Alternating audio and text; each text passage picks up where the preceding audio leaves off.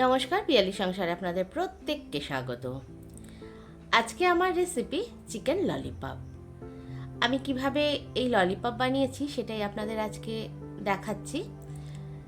আর chicken lollipop আমরা সবাই খেতে ভালোবাসি, আর আমরা বাইরে থেকেও প্রচুর চিকেন ললিপপ খাওয়া পছন্দ করি। তবে ঘরে খুব সহজে কিভাবে বানিয়ে নেওয়া যায় সেটাই আপনাদের কাছে তুলে ধরছি। তাহলে শুরু করা যাক আজকের রেসিপি। ললিপপ করতে চিকেন উইংসের পিস লাগে, যেটা দোকানে বললে ওরাই কেটে দেয়। আমি তারপর এটাকে খুব ভালো করে ধুয়ে জল ঝরিয়ে ওর মধ্যে একটু গোলমরিচ গুঁড়ো, একটু লঙ্কার গুঁড়ো, একটু আদা রসুনের পেস্ট, একটু হোয়াইট ভিনিগার আর একটু সোয়া সস, সঙ্গে একটু লবণ দিয়ে প্রায় আমি এটাকে আধ ঘন্টার মতো মেখে রেখে দিয়েছি। আপনারা চাইলে ভিনিগারের জায়গায় লেবুও ব্যবহার করতে পারেন।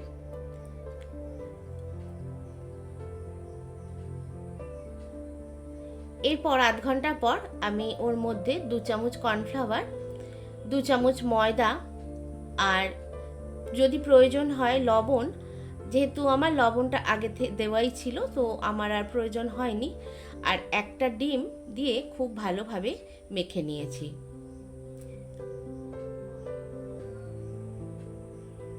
এখানে আমার মনে হয়েছিল মাখার পর যে আর একটু কর্নফ্লাওয়ার লাগবে, তারপর আমি আরও 2 চামচ অ্যাড করেছি।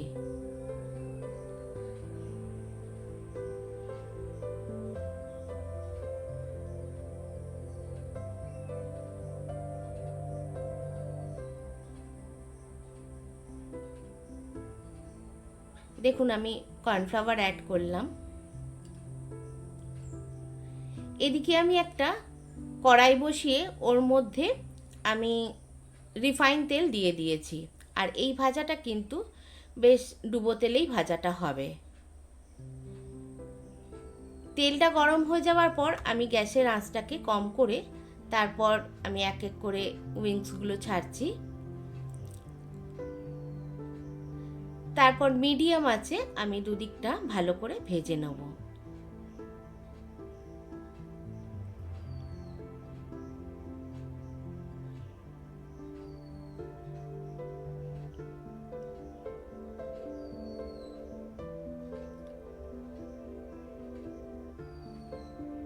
দেখুন আমার ভাজাটা প্রায় হয়ে গেছে।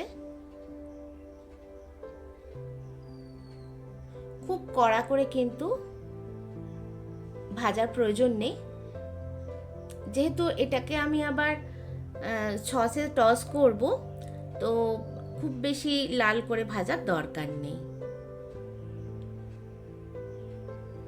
আর এইটা এমনিও খেতে খুব ভালো লাগে। বাদ বাকিগুলো আমি একই প্রসেসে করে নিলাম।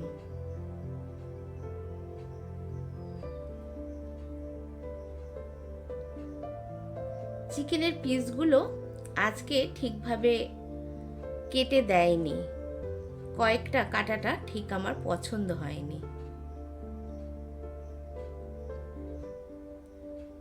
দেখুন এগুলোকেও আমি তুলে নিচ্ছি। এদিকে একটা ফ্রাইং প্যান বসিয়ে খুব সামান্য একটু রিফাইন তেল দেবো, আর আমি আগে থেকে আদা আর রসুন একদম ছোট ছোট করে কুচিয়ে রেখেছিলাম, আর একটা পেঁয়াজও আমি ভীষণ ছোট করে কুচিয়ে রেখেছি। আদা রসুনটা যখন কিছুক্ষণ ভাজা হয়ে যাবে আমি তখন পেঁয়াজটা দিয়ে দিলাম। পেঁয়াজটা দিয়ে খুব ভালোভাবে ভেজে নিলাম। দেখুন এরপর 2 চামচের মতো শেজওয়ান সস দিলাম, একটু সোয়া সস দিলাম, তারপর খুব ভালোভাবে নাড়তে থাকলাম।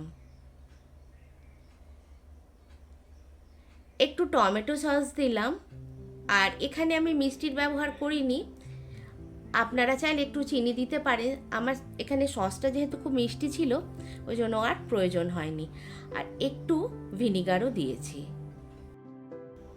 এরপর ভাজা চিকেনগুলো দিয়ে খুব ভালোভাবে মিশিয়ে নিলাম। আমার রান্নাটা প্রায় হয়ে গেছে। এরপর আমি একটু স্প্রিং অনিয়ন ছড়িয়ে নামিয়ে নিলাম। এটা খেতে কিন্তু দারুণ হয়েছিল। আর আপনারা বাড়িতে অবশ্যই চেষ্টা করবেন, আপনাদেরও খুব ভালো লাগবে। আর ঘরে আমরা তো প্রায় কিনে খাই, তো ঘরে কিন্তু এর মজাটাই আলাদা। এরপর নামিয়ে আমি সিলভার পেপার দিয়ে র্যাপ করে পরিবেশন করলাম। আর আমি মেয়োনিজ দিয়ে পরিবেশন করেছি। আপনারা চাইলে সস কিংবা এমনিও শুধু খেতে পারেন। আজকের মতো এলাম। আমার রেসিপি আপনাদের কেমন লাগছে অবশ্যই জানাবেন, আর লাইক শেয়ার কমেন্টস করে আমার পাশে থাকবেন। নমস্কার, আপনারা সবাই খুব ভালো থাকবেন। দেখা হচ্ছে নেক্সট ভিডিওতে।